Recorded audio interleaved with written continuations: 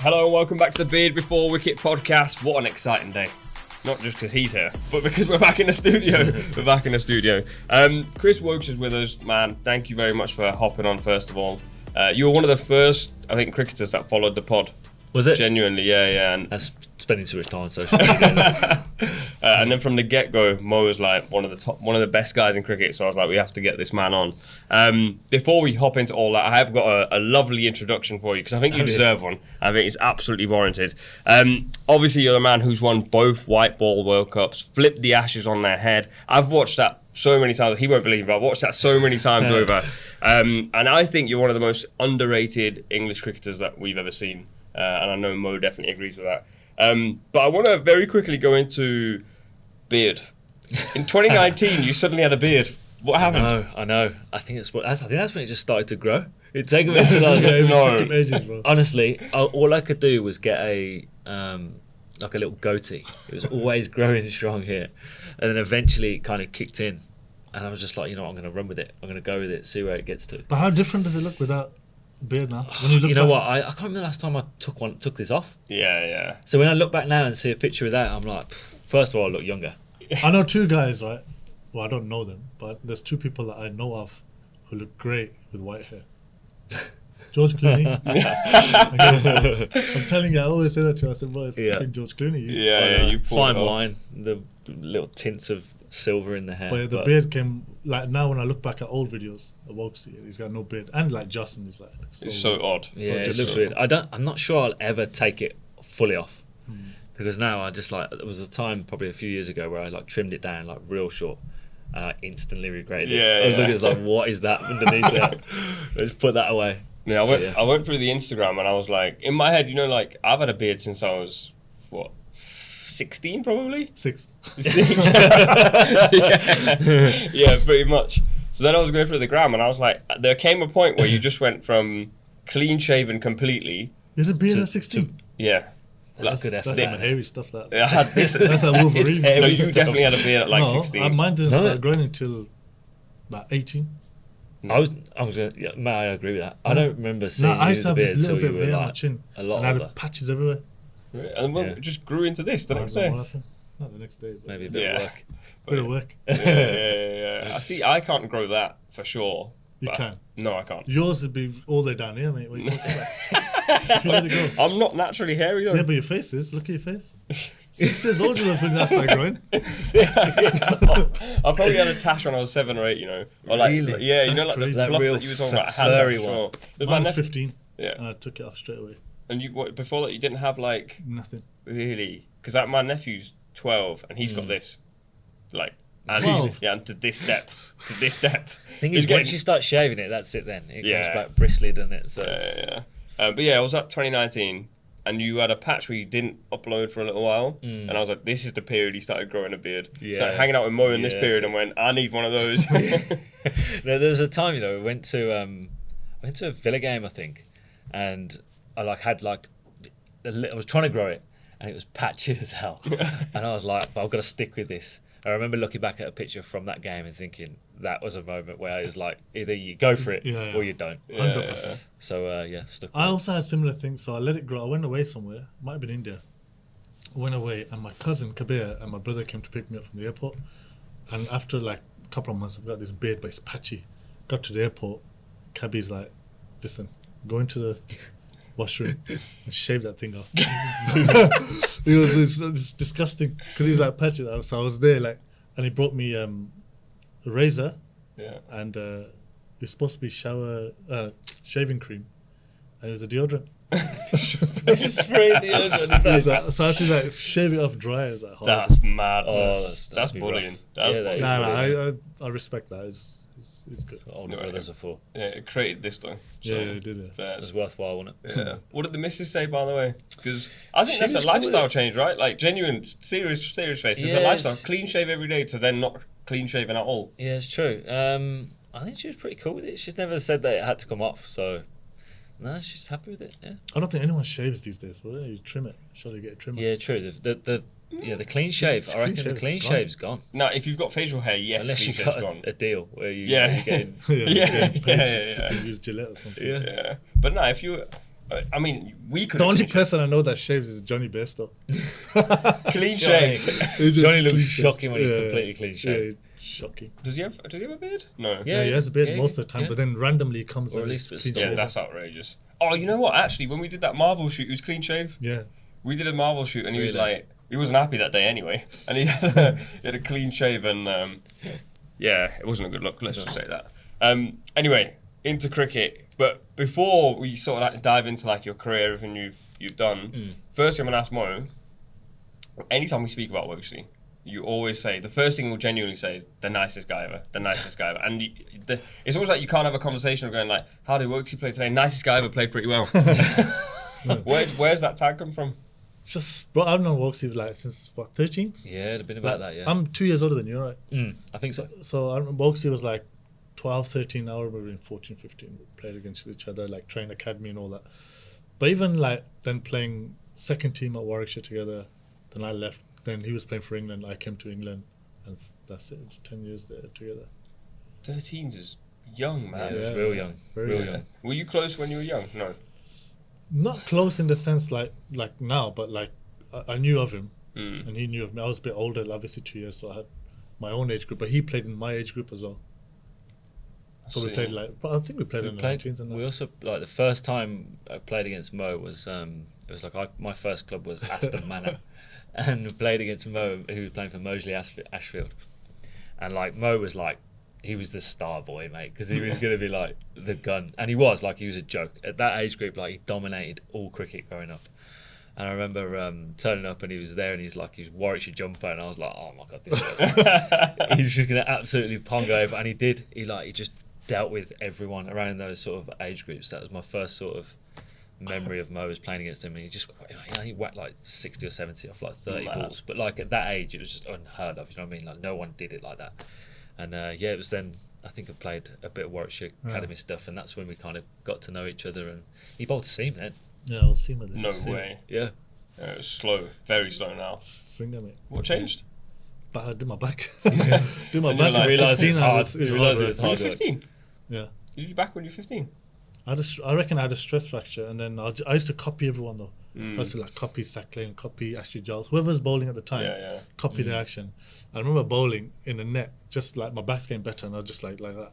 And Steve Perryman, who was Wokesy's coach, like seam bowling coach, and our coach at the time, academy coach, he's like, right, from now on, you're an off spinner. I was like, sweet. And I just told wicked because as an offie, you just keep bowling. Yeah. Like you're limited in the age groups. Like you can only bowl a certain amount of overs in a spell. Yeah. With the off spinner, you can just keep going, or a spinner, you just keep going. And then I love that. You just seen you bowl spin a couple of times, man. That's Yeah. you. Yeah. Just change how you play completely. he's probably saying I was rubbish at bowling seamers. Yeah. But it's true. Do you know at that age? You know, you said like he was so dominant. I love that this was meant to be us chatting to Woakesy. You asked me a question. Do you know at that age when someone like stands out? Obviously, you were saying he was like standing out, but I'm sure there's lots of young guys who are like very, very good. Do you know though from that point that this guy's gonna like absolutely go to the top? I think certain players, yeah. Certain players. Yeah, I there's mean, only a few though. There's only so like sorry to cut you. Like Woakesy was one of those as well.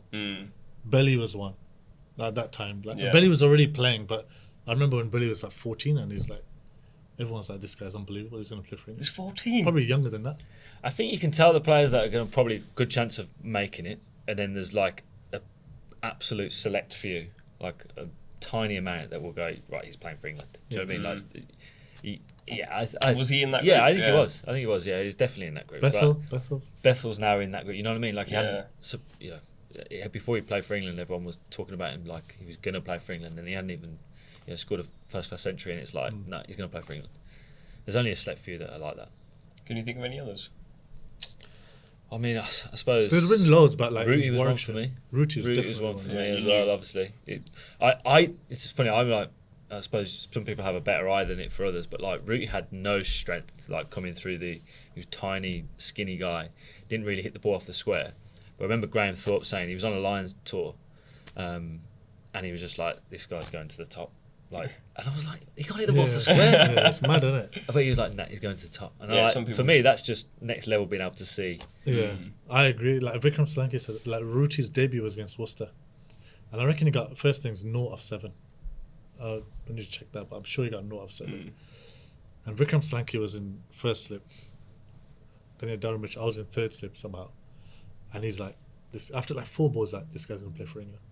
And I'm like, I've just seen 3 balls of this guy. This guy like, then he got out. And I was like, and then like within a year, he's playing for England. How did I don't know how people see it. I think as you get older, you probably see it. Yeah. But I just wonder, like, at that stage, obviously I wasn't there and I'm not watching him, but in my head, I'm thinking, I don't know, if he hits 666, you're going, that's clearly he's like, really. Yeah. But you're saying he didn't hit any runs. No. He was unorthodox, which it's not about the 6-6. It's the way they set up and everything, whatever it is. I suppose on technique, the time that they had, like the way they sort of shape up and stuff. It's just I love that, man. Yeah, so good. Back to Woakesy. Nicest guy in cricket, and I spoke to you for 5 minutes before we started recording. First time we've met as well. Yeah. And everything everyone said about you is absolutely true, and I know that with you know how we're saying like people can scout people from really far away. I feel like I can scout a good personality from really far away. Is that something like you've always been the nice guy? Is that something that's lived with you, like in every team you've played for? In your family, are you the guy that everyone's like, ask Woakesy, man, he'll give you a lift. He's the guy. Yeah, I don't know, mate. Honestly, I wake up every morning and you just be you, don't you? You don't try. I try not to be anyone else. I've always just tried to be myself, and I suppose there's been times throughout my career where you maybe start to think maybe whether you have to change the way you are, whether more so on the field, I suppose, than off it. But I just try and be myself, mate. I just try and be me, try and be happy, and try and be, not a good person. That's simple as that. I mean, don't be wrong. I've really done some bad things as well, but I try and just be me. Really, just try and what comes out is exactly what you see. But also, Woakes has got that side to him, like competitive and like proper. When you're bowling, you're like proper. You have to be. I think. I don't think you can not. So like, I hate going for runs. Yeah. Runs is like, if you go for a boundary that like has been let through by a fielder or something. Don't be wrong, you're burning inside. So don't always probably show it in the way that I act, but inside you still got to have that desire and passion and, as Mo says, competitiveness to try and be as best as you can. I've always had that, and like there has been moments where you lose your temper. That's what I was going to say. Like, does he ever lose his temper? And what does that look like for? I can picture your. He's still good. Like he's still calm and like. Yeah. But he let people know, like if he's bowling at someone and sometimes you need to be a bit not banter, but you need to give something. He'll give it like. He's got that side to him for sure.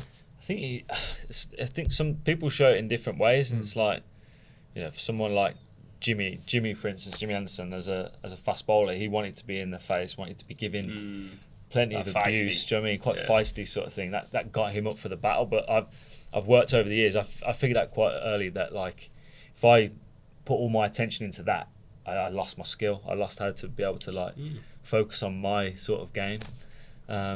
So I just quite quickly adapted to the thing, well, just try not to get involved if I don't need to. And there's still times where you kind of find yourself having a word or two, but it's something which never really worked for my game, so I just stay away from it.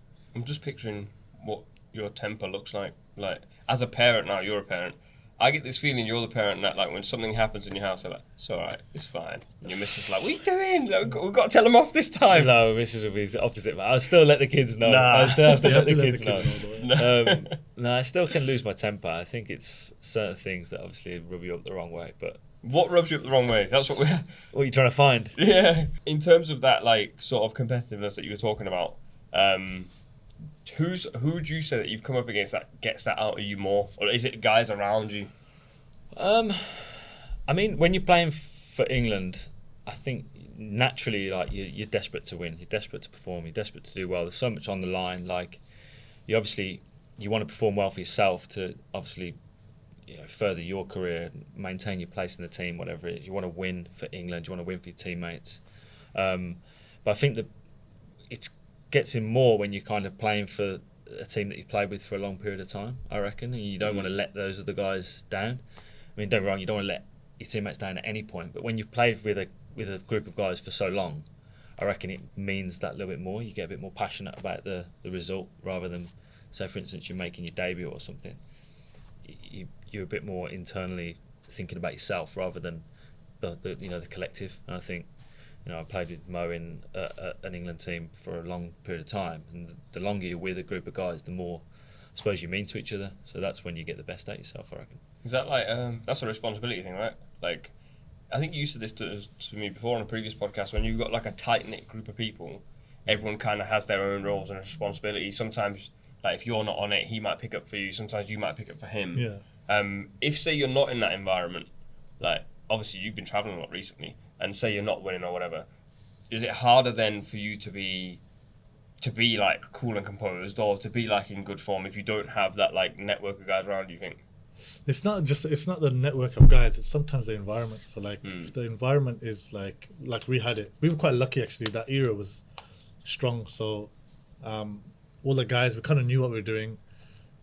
Everyone's role was pretty similar in terms of that. They just, like, if Woakes is playing, he knows he's taking a new ball. Yeah. You understand? So if I'm playing, I know I'm batting down the order, I'm going to bowl a few in the middle. Maybe at the top a couple of overs, but I'll know that earlier. Once you know your role and you know you're just going to get backed and you're going to play, it just makes things a lot easier within the environment. And there's like 11, 12 of you playing all the time. You kind of, like, for years, you gel together. You're on tours for a long time together, probably 2 tours a winter and in the summer in the UK. And then you're playing test matches together as well. So you just like constantly together all the time. I think clarity of role is quite important, but when you've got clarity of role though as well, I reckon it almost then emphasises whether you've had good days or bad days, because you know exactly what you need to execute. If you know what I mean? It's clear to see. You know what I mean? Like, once you know, like, you're the opening bowler, or you're going to bowl in this period of a game, or you're going to bat this number, you know exactly what's expected of you. So you feel like, not more pressure, but you know what you've got to deliver, and if you don't, you know that you haven't delivered. So it's... We're going to come back to that, like, golden generation is what I keep calling it, and I keep getting told off for it, but it was gold. It is golden generation. Like, it was good. It was a changing. It wasn't golden, but I think it was like it's golden because it's successful. Yeah, and it changed English cricket. Yeah, so I would argue that's golden. Like, when people talk about golden, like, generation in football, or golden generation in sprinting, like Usain Bolt's generation was the golden generation for Jamaica because they won trophies, right? Like, you can. I think if we had won. So we won obviously the 50 World Cup, the T20 World Cup. Yeah. If we had won like another, and we had a couple of finals, two semi-finals. Yeah. If we had won at least 1 or 2 of those, then I think it's golden. We'll come to that. We'll discuss that. Let's go back to the start. Debut at 17, England lines at 20. Yeah. At that point, and we just spoke about how when Mo was 14, 15, you knew like he's probably going to play for England. Yeah. At that point, did you know you were destined for this journey that you've been on? No, not at all. Not at all. I think like I knew I had a potential to take my game as to a level, but I don't think in my case I wasn't like destined to play for England. I felt like Mo strongly disagrees. No, I tell you what, it's like as an individual you don't know you're gonna play either one or a lot of games. You might play one. You don't know you're gonna play a lot. No, because in your case you're like Jimmy Anderson, Brodie, like these guys in the peak as well at the same time, and other bowlers in between. But you, as an individual, you never think. Like, I bet you Ruti didn't he probably knew he was going to play for England, but didn't think he was going to play or be as good as he is. You just don't, innit? No, I agree with that. Yeah, and I reckon you go up the levels. So like I was like playing second team cricket, and I was like, I can compete better than second team cricket. So you play first team cricket for Warwickshire or your county or whatever it is, and you like have some success. You're like, maybe I could go higher or whatever. And it's kind of you realise the steps as you're doing it. It wasn't like I was a second team player and I was like, I can play for England. Yeah. And then, as you say, kind of had to step up to play for the Lions, and I was thinking, maybe I could play international cricket. But then I reckon you always think you can do it. And then once you get to international cricket, that's when I realised I was like, I had to get better. Yeah. Because I was miles off, I reckon. Like I got off, made my debut or whatever, especially in the white ball stuff early doors, and I was like, I'm miles off it. I am miles off. If I want this to continue and get better and have a sustained international career, I need to improve. But that's the thing. So, but I would look at Woakes and be like, no, he's going to play. Yeah. You understand? So from the outside, guys might think you're going to play, but as an individual, you never think that. I don't think you ever think. It depends on the personality. There'll be some guys that are like, I'm going to make it. I'm going to play. Brodie was like that. Yeah, Brodie. It's just like an inner confidence to just be like. And some might call it arrogant, but it's like an inner confidence, like, and just believing in yourself that I'm good enough, I'm going to do it. But I don't actually think I had that, and I'm like the sounds of it, Mo probably didn't feel like there was he times, had that. honestly, there was times where like for Stuart Broad, like he was quite, I think, was very confident within his own ability, whatever. Well, that's why he showed anyway, and he would be like, "Oh, we're in Australia in 2 years' time, or in a year's time." or this winter we're going to like Sri Lanka or somewhere. And I'm thinking, I'm worried about the next game. I'm not even thinking about it. Like, only till after you start thinking a little bit more like that, but not initially at all. I feel like cricket's really different in that sense, isn't it? Generally speaking, most cricketers you meet or you chat to, when they're young, they don't themselves think they're going to the top. Whereas like in other sports, whenever you speak to a footballer or a sprinter or whoever it is, they often go like, when I was 16, like I wanted to be in a Champions League final, or I wanted to win gold at the Olympics. I wonder why cricket's so different. Like, no, is it because you're not in, like, there's so much, so many variables. So like, for example, a lot depends, right, on, even within a game. Depends on the conditions, depends on the wicket, depends on who you're bowling against. Things go your way, a lot of things. But the underlying thing is your talent, right? Yeah, but there's also a lot of other talented I players. just think in cricket there's more outcome. Like, people just judge you on your outcome a lot. Do you know what I mean? So if you could look at me and say, yeah, look, he's a gun bowler or whatever. But if you're not taking wickets, you're not getting picked anyway. You know what I mean? Where I think, I don't know, maybe other sports, it just looks a bit different from the outside. A footballer can, you just go on pure talent. It doesn't matter whether he's scoring goals or not. It's only a striker really who gets judged on pure outcome. Yeah. Do you know what I mean? On the amount of goals he scores. But we also want to play Ashes, want to play in World Cups. It's the players do want to do that. Yeah. And it's not that, I think like any kid now is 15, like at any club, Yorkshire, whatever, is going, I want to play in the Ashes one day or whatever. The thing for me is the psychology is really different behind it. Like how, like you just said there, like you knew that he would make it and he knew you would make it, but vice versa, you were never thinking that within yourself. Or maybe you were thinking it a little bit, but you didn't allow yourself to go like, I'm going to dominate the Ashes one day. And I think that character is so rare in cricket. Like you said, Broady then, it was the only one you could think about.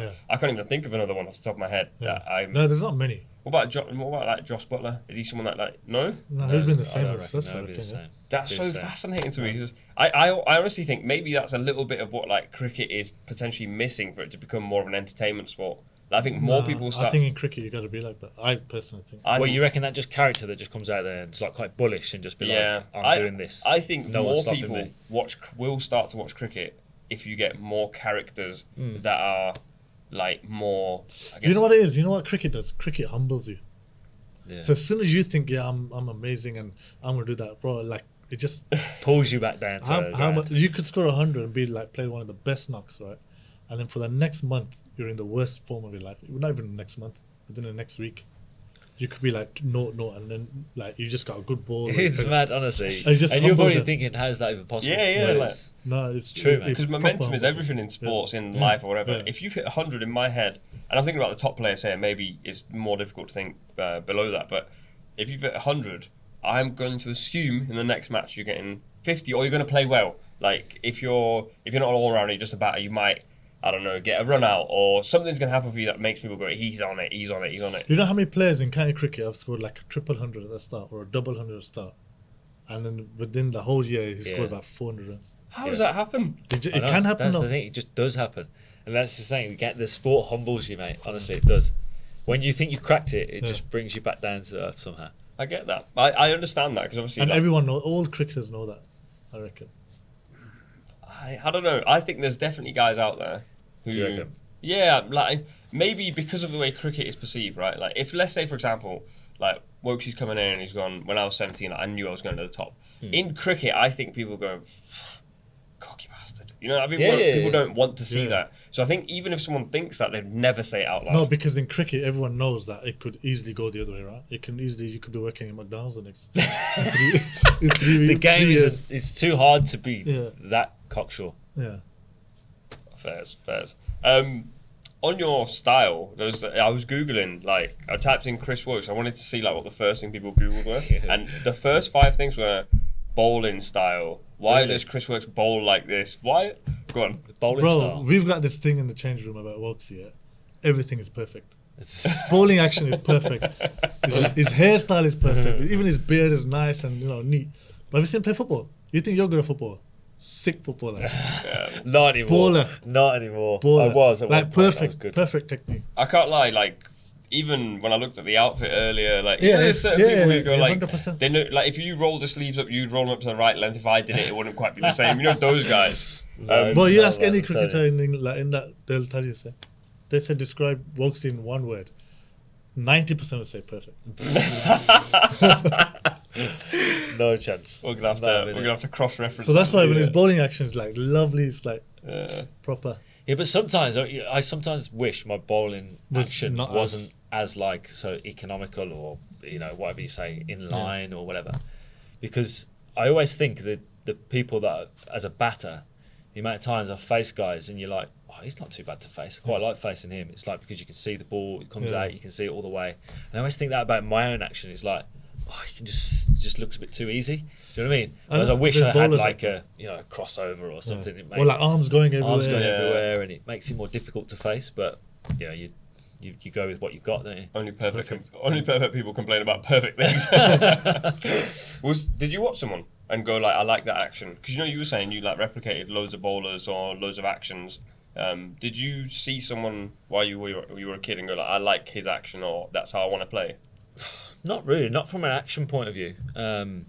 I just kind of picked a ball up and bowled, and that's kind of the way it started. I mean, I've tweaked it over the years, obviously, as you do. When you become a professional, you kind of try and make things better or whatever. The cobra. Yeah. Oh, the yo-yo. It's a private joke, but we had our bowling coach, Steve Perriman, who Mo mentioned earlier. He got all the bowlers like using a yo-yo. To try and get your wrist right. And we had a really strong Brummie accent as well, so Moses like copied that for the last 20 years. It's like a spitting cobra as well. Oh, that's funny. But so I think I've never had to kind of change too much, but like that's just what I had. But I actually did bowl off the wrong foot when I first probably started playing against Mo when I was like 12, 13. I jumped off the wrong foot, which looked ridiculous, but it soon got ironed out when I got to like 14, 15. Yeah. Like, how are you bowling off? I'm trying to picture that. Because lots of people just start off like off the wrong foot. You kind of like skip to the crease rather than jumping. Completely affects how you bowl, no? It changes everything. Well, kind of, yeah. I mean, it does, because like when you used to bowl off the wrong foot and you watch young kids do it, is you kind of skip to the crease, like the last little bit you skip rather than bounding, so you actually stay quite low, and obviously then just it was pretty easy to iron out. I know it sounds like it probably shouldn't be, but I reckon I did as well. Yeah, when I was like 10. Yeah. Well, what were you bowling then? Seam, medium, spin, like seamless. And then my dad got this videotape of a coaching manual. Yeah, and there's the guys like jumping out. So I was watching that and I just copied that. Yeah, you're quite good at copying actions, aren't you? No, I used to just try and copy. Yeah, always did it as a kid. Is that like? Do you do that with everything? Or just with cricket? No, just mainly with cricket, bowling, batting. Yeah. Because and we're going to talk about football at some point, but I saw that video of you playing a pass whilst you were in India. Yeah. And you did this thing with your hands. Like, no, I do that. I don't know why I do that. Yeah, and I was but like, I don't. Oh, what, you play football? He was playing football at the IPL. But I've got this. Even though I looked at a picture on my phone the other day, and it's me kicking a ball, and my hands are like that. Yeah, it was really weird. Why do I do that? I don't know. Well, you played a bit of football. You must know a bit. I don't know why your hands function in a certain way. But remember, there was like, or even if say like, I don't know, you go to cricket and you look at Malinga's action. You know, like some people would copy that. Yeah. So by nature, you will have seen someone. Because you naturally copy things. You will have seen someone playing football and go, like that's where I should probably place my hand. Like, it just happens. Honestly, I promise you that's exactly how it happens.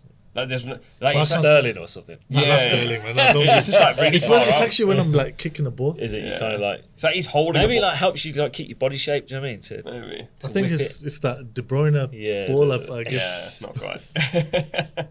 It's like more like Muzzy, is it? But it's like you're holding the ball in this hand when you're doing it. It's very strange. I don't know why I do it. It's quality. Yeah.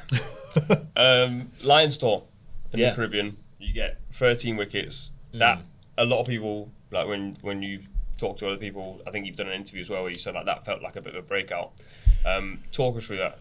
Yeah, I'm just trying to remember the year. I think it was 2012, maybe something like that. 2012, and so I went on that. I just made my England debut for the white ball teams in Australia, and then went on that tour having not been picked on the World Cup tour. I think it was the World Cup in India or something. And I think at that moment I'd realised what I needed to do, because I'd had a little taste of international cricket. I knew that what I had probably wasn't going to be able to keep me there for long, so I had to improve. And I went on that Lions tour and kind of saw it as a moment where I needed to get a little bit quicker, needed to improve on a few things physically, 'cause I was still quite skinny. So I needed to get stronger. And it was just a tour where I could kind of like, I suppose you come down from England level to the Lions. It's like, right, I need to show why I played for England, sort of thing. And it kind of, it was a good breakthrough tour in terms of realising that I needed to get better, I suppose. That It was like an England audition. Like, I suppose it was because I'd had a taste of it with the white ball stuff, but deep down, I suppose I wanted to play for England Test cricket. That was kind of at that point. I was like, right, I've had a taste of the white ball stuff, and like we're going back. What was that? It's 2011, 2012. So you're talking. Is that when you got like? I thought that was in ago. the UK. Did you play West Indies in England as well and do really well against it? I did. You played that game? No, West Indies. No. I played one against Bangladesh, but there was one against West Indies you played. I think it was like Chandrapal and these guys. Yeah, that's right. Yeah, I remember thinking that, and I was like, I remember everyone thinking, "Oh, Woakes is going to play." Yeah, I wasn't sure. I got wickets in that game, but that was on a green seamer at Derby, and I think you go up a level and you realise the difference in the wickets and stuff. But that was a little that sort of time though was a good time for me to kind of work on a few things. But it took me playing for England to realise I had to change, because before that I thought, what I've got is going to be good enough. Yeah. When you played for England, was it the same? Did you know that? Like, I was a bit old. I was like 26, so I felt like I was ready to play.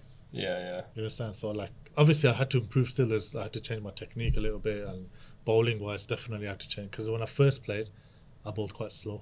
My first like 3-4 games, and everyone's like, "No, you need to bowl a bit quicker." Like international cricket, the wickets, you just need to.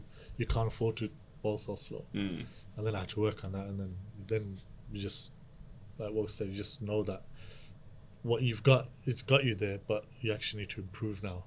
Quite a bit in it, actually. Right. And you know what the difference there, going back 14 years to my T20 international debut, was I got picked on the white ball tour of Australia after Ashes, and I'd produced some goods for Warwickshire in red ball cricket. I'd done nothing in white ball cricket, and then all of a sudden I was playing an international T20, so undercooked, so underdone, nowhere near ready. I'm just thinking, like, no way now would you like have a good red ball year and then you get thrown into the T20 team. The game's completely changed. Do you know what I mean? The only way you play for England now is if you're dominating in that format. Yeah. When I played a handful of T20s, not done very well, and I was playing for England, and I was like, I clearly remember at the MCG running into Shane Watson and bowling my best ball, and him just going bosh straight over the top, like twice and over, bang bang, 6. And I'm like, that's my best ball.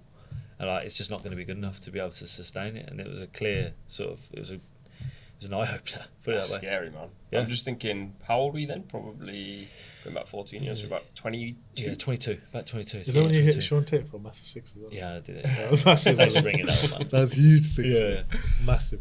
Are you I'm just thinking at that age, like, because you were 26, so you were like more mature. You're probably just like in a better place to play cricket, 100%, yeah. So I'm just picturing like the dressing room, like the pressure you're under, because obviously you're playing for England after going and playing for county. At county, you're a baby, but like you're one of the better players, and people know you're going to go play for England. So you're probably still naturally, even if you're 18, you're still getting the respect of like a 25-year-old. But when you go to this England dressing room, you got like the big boys. Then you've got the guys who are trying to make it. Then you've got the guys who are not even trying to make it, they're just about squeezing in. At that point, at 22, you've just been smashed by Watson. Yeah. You go into the dressing room, you're like, but that must have been a proper, because from Red Bull, like, he's done well in Red Bull, so he knows what he's doing in Red Bull. Then you're playing bowling against Shane Watson, who like murders it. He was in his prime as well. Yeah. And then in his prime, and you like have to bowl at him, and it's been tonking. Yeah, it just shows you the level you got to be at. But you're right. But it's actually good for him in a way. Yeah, it's good, but like it can. You look back at it and you're like, it could kill you as well. Yeah. Like in terms of where you want to get to and stuff, and makes you realise it's sink or swim, and you can easily then just drift off and just become a county cricketer, which is nothing wrong with that. But I'm just saying, if you've got the ability or the the desire to go to the top, and you've already had a taste of it, you can easily stay on that path or come back down and not want it. But you touched on the dressing room. Like the dressing room, there were some big dogs in that dressing room. Yeah. They just won the Ashes. There was Swan, Anderson, Broad. That's what I mean. Pryor, Strauss, Cook. Oh mate, there's some Peterson. Was KP still? KP. In my head, I'm going like, I'm genuinely at that point thinking, if I get hit for a 6 now, all these guys are gonna kill me in the dressing room. Yeah. Which I'm guessing. No, but you don't play cricket, do you? Evidently not. They're not going to kill you. honestly, in the No dressing one's room. going to kill you. They're not gonna Everyone kill gets you in hit the for dressing room. 6. Yeah, but I'm saying at that stage he's trying to make it. I'm glad me. And No, Boy- what you're always worried about is like people thinking you're not good enough. yeah, Your own team, Exactly. Like, when that. you first, That's like, what you want. You want to earn the respect of like, especially the older sort of players in the dressing room or the more experienced players that I'd watched on TV growing up. You know, you watch, you know, in a dressing room with them, and you're playing on their team, and you say like, if you do get smacked for for some runs, you're like, the most thing that hurts inside is thinking, well, they're not going to rate me. They're going to think I'm crap. You know what I mean? That's the worst sort of feeling. Then I'm going. I don't mean kill you like in maybe in other sports where you get absolutely battered in a dressing room. Rinsed. But I'm saying like you're going into that dressing room. You're the youngest guy. You're going to go and sit in the corner. Like that happens in every dressing room, whatever sport you play. Surely, like you're fearing, or in your mind, you're going, if KP comes and sits next to me and he's like, unlucky man. Like that's gonna. Like I think in my head that's probably what cricket's more like, rather than someone going over to you going, "You're never playing in this team again," right? No, Yeah. I don't think you ever get that. I don't Yeah. think. I don't think they might say it to someone else, but they're not going to say it to you. How's he play?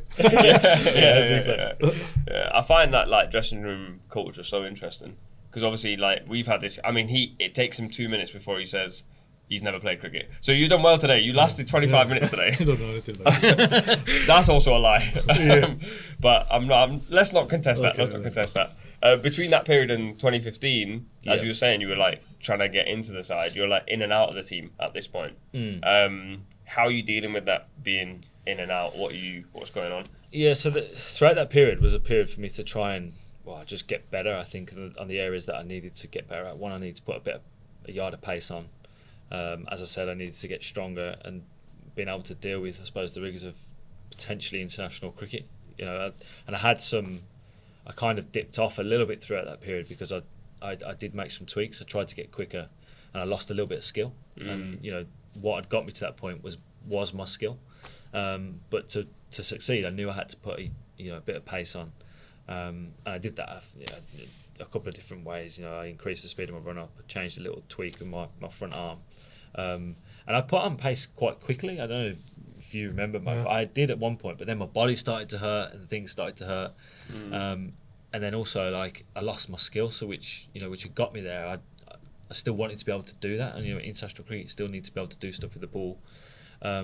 So I kind of met in the middle, brought my pace back down, and found that sort of happy medium. But that took a few years, to get right, and I was in and out of the England team. But mentally, it was hard because you don't know whether you're ever going to make it. And I think every time I got a chance, it felt like, as Mo mentioned earlier, Brody and Jimmy were like kind of cemented in that team, rightly so. I was always playing for one spot really. Stokesy was your fourth seamer, so he's playing for the third team, like as a seamer. And you got like Woody coming through. You got everyone coming, like bowlers coming through. You just felt like whenever I played, it was almost like a debut. It was almost like you're trying to impress every time, and it was quite hard throughout that period to try and, I suppose, get in the team. It was like a do or die situation, right? Like you said earlier, like sink or swim. Yeah, it was, but it just kind of put too much pressure on myself to be like, right, this game I need to max out. I need to be at my best, and when you're a young guy still learning the game and trying to learn international cricket, it didn't quite work out for me. But I had some success, but I wasn't being able to sustain it across like a series or whatever, and I picked up a few injuries as well. So it was a tricky period. At this point, where was your friendship? Like, were you guys still? Because you said right at the start, you said you guys knew each other since you were like 13. Yeah. At this point, you're both like 22, 23. So he was playing. So we played a bit of lines, like in the UK, a few games. I remember dropping a couple of catches off his slip. Yeah.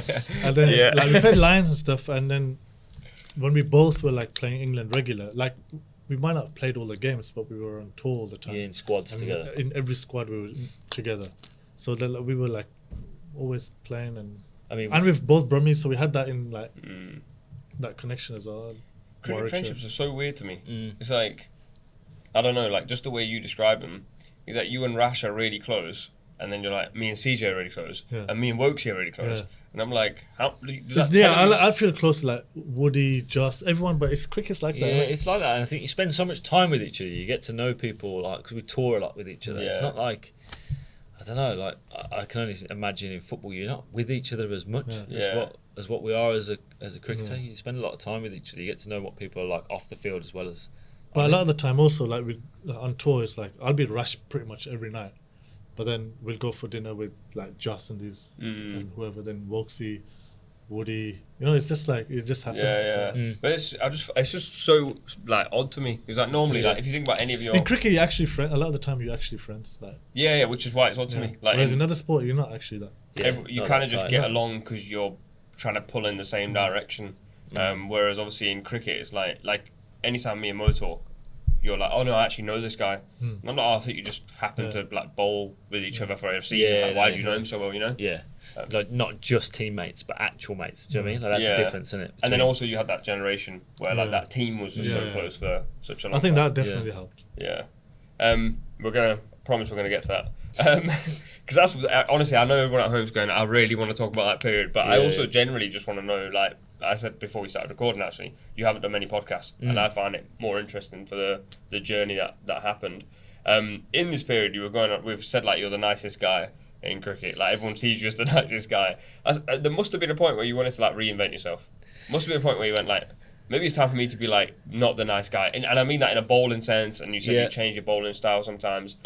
Surely there came a point where you're like, I'm just chucking bouncers, man. I'm sick of batters thinking I'm a good guy. Like I want to get after people. Yeah, I genuinely don't know if I ever thought that. Do you know what I mean? Like I think there was times throughout that period that we spoke about where I was trying to improve, but I never thought, right, I've got to be this angry bowler, because I never really had that skill set. I feel like you say, to have that skill set, you've got to be able to maybe just keep bouncing people. And I don't feel like that was ever my strength. Do you know what I mean? So it's like, I was happy not doing that. And as I said, it just, I sometimes see people getting stuck in on the field to the opposition. I'm just like, I don't have the energy for that. I don't have the energy for it. Really? You're quite chilled, aren't you? I just haven't got the energy for it. I like, honestly, like, I'm putting that much hard work and time and thought process into like getting the guy out. The thought of having to like think of something to abuse him just doesn't. But to be honest, it doesn't happen like much anymore. Yeah. It doesn't happen anymore as much. That's what I'm saying. What I said earlier. Like, I honestly never wanted to. I never wanted to reinvent my personality or anything like that. Even when you were going through that period where you were in and out of the team, you never had because you reinvented your style, and this is where I find the psychology interesting. Because me personally, I'd be going, maybe I need to, especially because you're so conscious of like the big dogs liking you. Maybe I need to reinvent myself somewhere a bit, not even like worse as a person or horrible, but just so people like me a little more. Yeah. No, you never think I want people to like me. Like I don't think so anyway. But we were actually quite lucky. So after that initial period where Woakesy played, I played a little bit of that. Is like the whole team almost changed a bit. Now it's like our age, or the group was our kind of group now. So then the senior players were slowly like gone, weren't they? Yeah. And then like you're not worried about the senior players now. Not that you're worried anyway, but you don't. It's not. You don't always think I want the senior players to like me. You just think, well, if they like you, they like you. I think the hardest thing about playing for England through my early years, and I don't know if you felt the same, was it like never felt like your team. Yeah. Never felt like you were fully like in, if that makes sense. It wasn't until you kind of strung games together or performed a bit better, and maybe there's a bit of belief as well in terms of like, right, I can do it at this level. But also it wasn't until probably that sort of period that Mo was talking and get to, where it was like, right, now this feels like actually my team. I feel a part of this team. I feel like it's my team to kick on with and try and impose myself on, where that was hard to do when you first get in the team.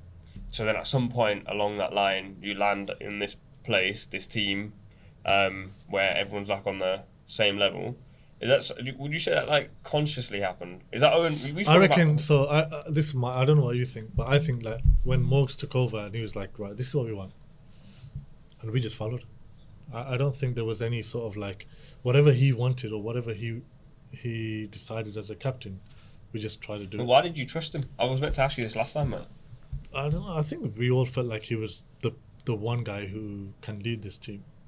Probably the best definitely the best out of us as captain to take the team. So we trusted him for that and thought, right, and he's talking about changing the way we want to play. And we all were part of that 2015 World Cup. Yeah. That was like real bad. And just before, so we knew we needed change, and he wanted change as well. So we're like, we just follow. So whatever he decided, I think that's how I saw it. I just thought whatever he wants, we're going to do it. Yeah, I'd agree. I mean, Owen was kind of, I mean, I know he was captain at that 2015 World Cup, but it didn't feel like he had full reins, if you know what I mean. Like, it probably wasn't his team, was it? first choice team. And then, I mean, obviously there was a change of coach. To be honest, it felt like, as Mo says there was such a big change, coach, captain, and personnel within the team. If you got picked on that sort of squad moving forward, it was like you either jump on or you don't. Yeah. It's like, if you don't commit to what we're trying to do here and work towards, you'll get left behind. And I mean, it was also exciting as well. You know, it was a chance to go out there and play a different brand of cricket that England hadn't played before. You know, the rest of the world were kind of ahead of us, but they weren't playing this game that was like untouchable. All out, yeah. And then it was an opportunity to try and change the way England had played ODI cricket in particular. And we had like real good characters coming. So like Jason Roy came in. He brought that like chest out. There was an energy. There was an energy. Like, I'm gonna take these guys on. I'm gonna show everyone. And he probably initially didn't score, but then he was like, when he was on, he was amazing to watch. And then like Johnny it was hard for Johnny to get in. You had Alex Hales, Morgs obviously, Joss, Woakesy, Willie, Rash came back. So you know, like it was there was a lot going on. Plunkett, Pudsey, who was unbelievable. Like Pudsy's role was unbelievable in our team. Like Liam Plunkett was bowling in the middle, where it's very difficult to hit wickets. Like we'd get wickets all the time. Bowl well. And it was great fun in the side of that. It was wicked. The best times. That's the end of part 1 of our chat with Chris Woakes. We're going to be releasing part 2 next Sunday at 11 a.m. UK time, so stay tuned for that.